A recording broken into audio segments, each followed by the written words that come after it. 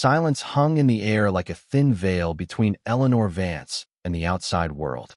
She sat in Suite 1A of the Airbus A350, eyes closed, not asleep, not at peace, just steeped in the dense exhaustion that follows 72 straight hours of negotiations in Zurich to finalize the acquisition of a European tech company. The faint hum of the engines was the only sound slipping past the insulated door. The leather seat cradled her back in a softness that felt counterfeit. The champagne glass in front of her still fizzed with golden bubbles, but it might as well have been a pointless ornament. All of it, the leather, the crystal, the gentle lighting, was a gilded cage. And she wanted nothing more than to disappear, if only for a few hours. Bang! A sharp knock against the sliding door made the air in the cabin snap like a plucked string. The door slid open. Harrison Croft's voice cut into the quiet like a blade driven into a polished wooden table. I don't know how you managed to get in here, but there's clearly been some sort of serious mistake. This is my seat. Eleanor opened her eyes. The cabin lights caught the diamond on his hand, large as a pea, but what she noticed most wasn't the sparkle, it was the undisguised contempt in his gaze. The look of a man who believed her very presence tainted the air. The gin and tonic on his breath made her want to turn her head away. But she didn't move. Croft didn't wait for her response. His eyes scanned down the ash-colored cashmere outfit she wore. Minimalist, expensive, logo-free. Then his mouth curled. Frequent flyer upgrade? Or staff hitching a ride? Either way, get out. Each word was a small, deliberate cut, sinking into the deepest layer of her fatigue. Across in seat 2B, Chloe Park, a second-year law student at Columbia, lowered the lid of her laptop. That voice wasn't asking for a seat back. It was the voice of power, the kind that assumes the right to humiliate. Chloe picked up her phone and hit record. Not for clicks, but out of reflex. To keep evidence when someone was being dragged into the mud they didn't deserve. Chief Purser Brenda appeared, her smile stretched tight, like paint beginning to crack. She glanced at Croft, then at Eleanor. And in that fleeting moment, Eleanor saw it. Brenda had chosen her side. Ma'am, it seems there's been a little mix-up. May I check your ticket, please? She didn't ask Croft. Didn't ask what had happened. She only asked her. And just like that, Eleanor became the problem to be solved. Harrison Croft stood there, hands braced on the doorframe, blocking the way. His eyes drifted lazily toward Brenda, then back to Eleanor, waiting. She remained silent. A silence someone else might mistake for submission, but one so heavy that it made Croft shift back half a step. Beep. Brenda's radio broke down. Captain, please come to Suite 1A. We have a situation that needs your attention. A few minutes later, Captain Miller arrived. White shirt, gold epaulets, the tired eyes of someone pulled from the cockpit. He glanced at Croft, a man radiating old-world privilege, and then at Eleanor. The woman sitting still, unmoving. In his eyes, her silence looked like admission. Ma'am, he said evenly. For the good of the flight, we need to resolve this quickly. I'm going to ask you to cooperate. No one asked if she was actually in the wrong seat. No one told Croft to lower his voice. No one noticed Chloe Park's gaze, locked on them. Phone recording every frame. The entire first-class cabin was silent. The other passengers, some sneaking glances, some pretending to read, knew this was about more than a seat. But they didn't speak. And their silence, to Eleanor, was colder than the air conditioning. She straightened her back. It felt as if every muscle had been stripped of its armor. Watched. Measured. Defined solely by her existence here. In that moment, she knew, this would not just be a long flight. It would be a battle. A throat cleared from seat 3A. The man in a gray suit and silk tie spoke in a voice as dry as sandpaper. I told you, these so-called special accommodations only cause trouble. He didn't look at Eleanor when he said it. He spoke to the air, loud enough for everyone to hear, and just loud enough for Croft to know he had an ally. 2 passengers in 4C and 4D nodded. A woman pretended to adjust her necklace, but the corner of her mouth lifted slightly. No one objected. Not a single word of defense. Only averted eyes and silence, knitting themselves into an invisible wall that locked Eleanor in the middle. Emboldened, Harrison Croft grew bolder.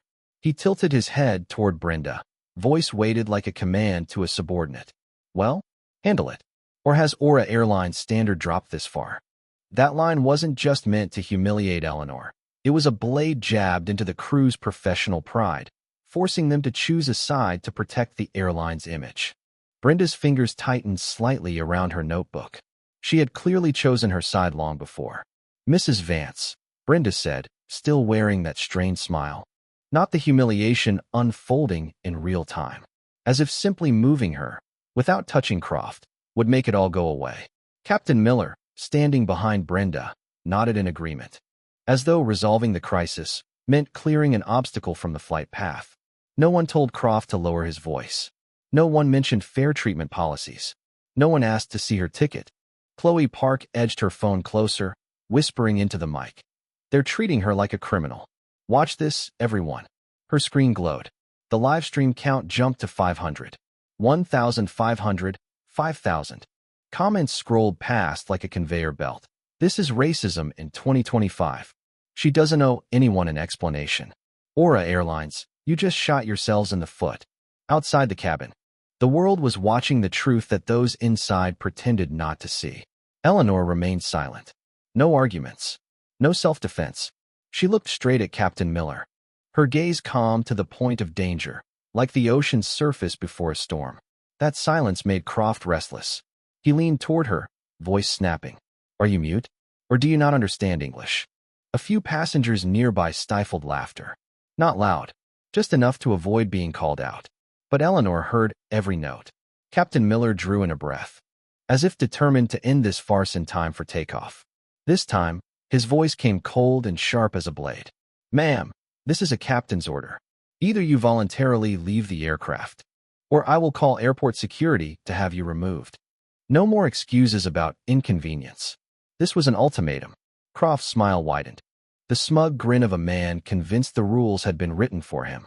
He stepped back half a pace, folded his arms, and waited for Eleanor to stand, pack up, and leave, so everyone could return to champagne and lobster.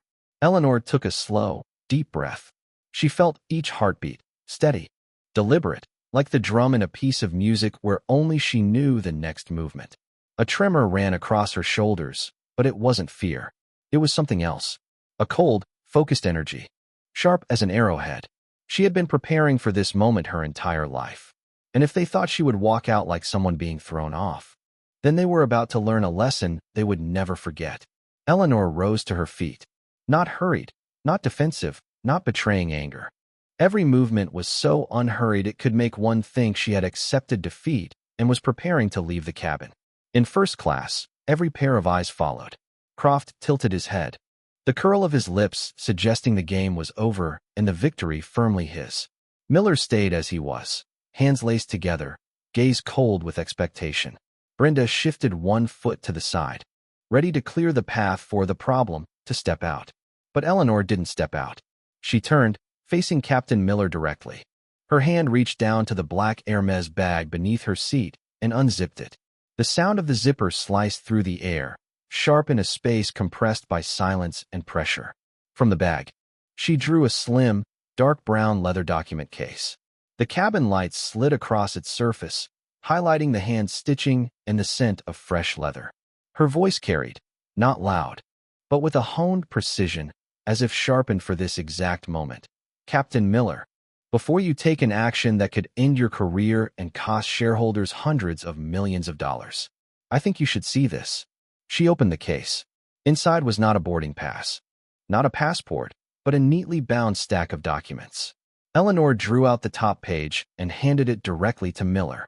The paper was thick, embossed at the top left with the logo of Vance Innovations. Centered in bold across the page, SEC filing, completion of acquisition of Aura Airlines. Beneath it, in terms too clear to be mistaken, Vance Innovations holds 68% of Aura Airlines, becoming the controlling shareholder. And at the bottom, in strong, unmistakable ink, Eleanor Vance. Miller looked at the page. The change on his face unfolded like frames in slow motion.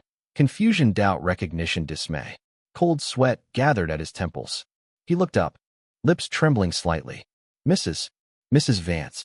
Behind him, Brenda leaned forward to see. When her eyes landed on the words, the color drained from her face as if someone had pulled the plug from a lamp. Croft gave a short, derisive laugh, clinging to the last shreds of his standing. A scam. This is fake paperwork, It has to be. Eleanor didn't so much as glance at him. She drew out a second sheet and held it toward Brenda. Read this. Brenda took it, her hand visibly shaking. The title was printed in all caps. Emergency Board Meeting, London, 9 a.m. tomorrow. The meeting's subject: Review of Crisis Handling on Flight and Competency of Senior Staff. The list of those required to account for themselves included Captain James Miller and Chief Purser Brenda Collins. Brenda looked up, but the instant her eyes met Eleanor's, they dropped. The atmosphere in the cabin shifted from the tense anticipation of a crowd waiting for a problem to be removed into something stranger, half awe, half fear. They had just watched the board flip in minutes.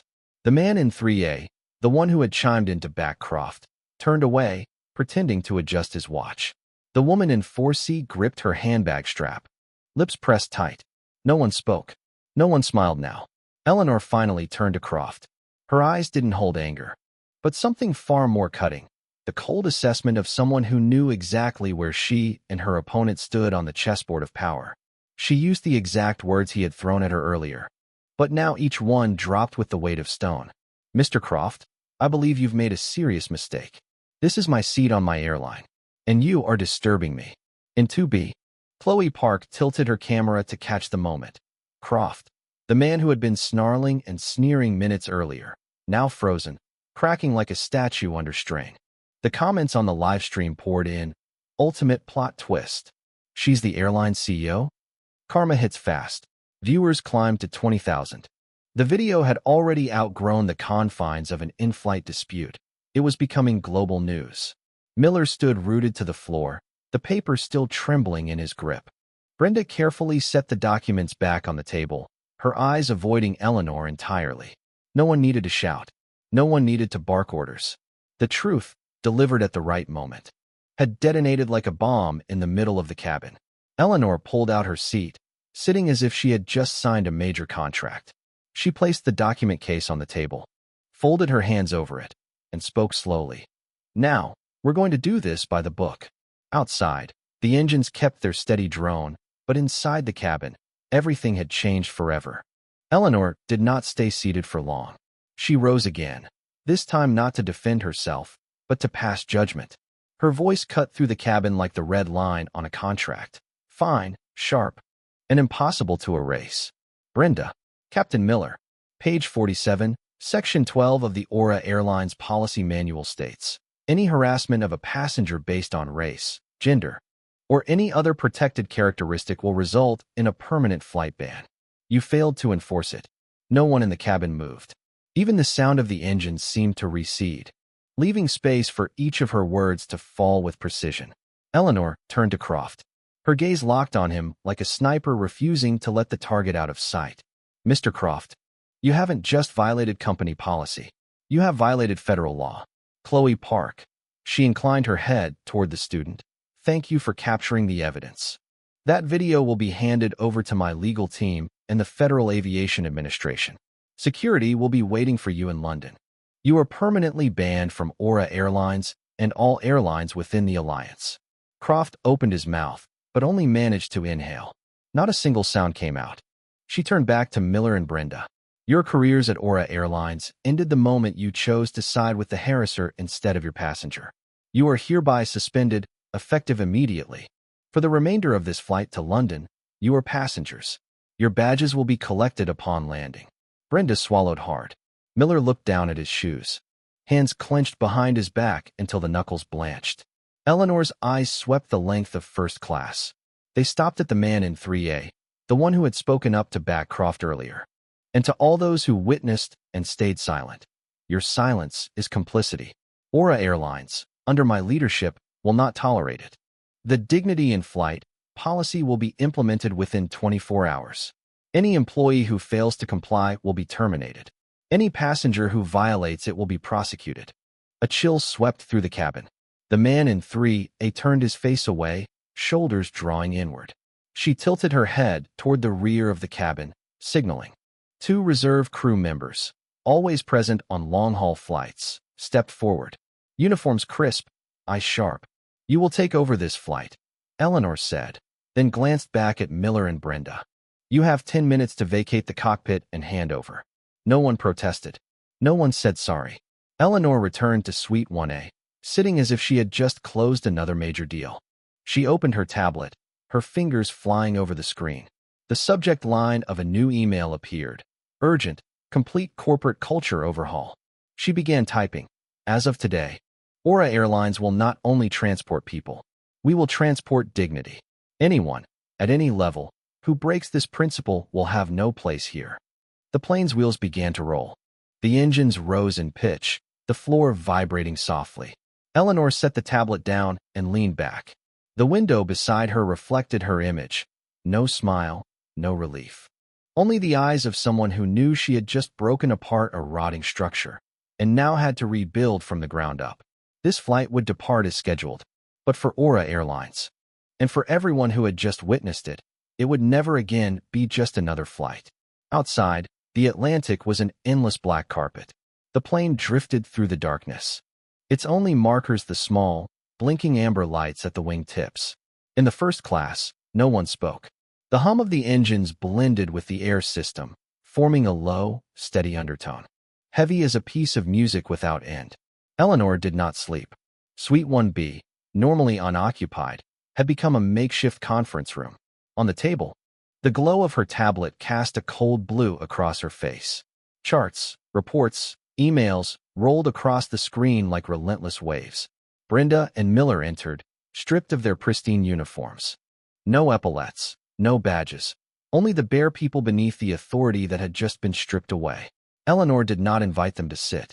She turned the screen toward them, pointing at Aura Airlines' after-hours stock chart. This is the trading price after Chloe Park's video went viral. Down 9%. $400 million in market capitalization just evaporated because of your incompetence. Brenda swallowed. Miller tried to hold her gaze but failed. Her voice remained steady, without emotion. This isn't about you, or you. This is about a system that's rotted through, and you chose to stand with it. She turned her chair toward the window. Outside, the void was deep and ink-dark, reflected in her eyes like a blot of ink. When we land, my team will begin a top-to-bottom audit. Every executive, every pilot, every flight attendant, everyone will be evaluated. We will rebuild this airline from the ashes of outdated prejudice. She turned back, her gaze no longer that of a passenger, but of a judge delivering a sentence. You can cooperate with the investigation and salvage what little honor you have left, or face the full weight of legal consequences. The choice is yours. She signaled. 2 plainclothes security staff stepped in, escorting Miller and Brenda out. The door closed, restoring absolute silence. Eleanor sat alone. The light from the screen carved every line of her face. No trace of triumph. Only the tension of someone who had just set a massive reform machine in motion. She opened a new email, typing the subject line, Dignity in Flight Declaration. Her fingers paused above the keyboard. She drew a long breath, then began.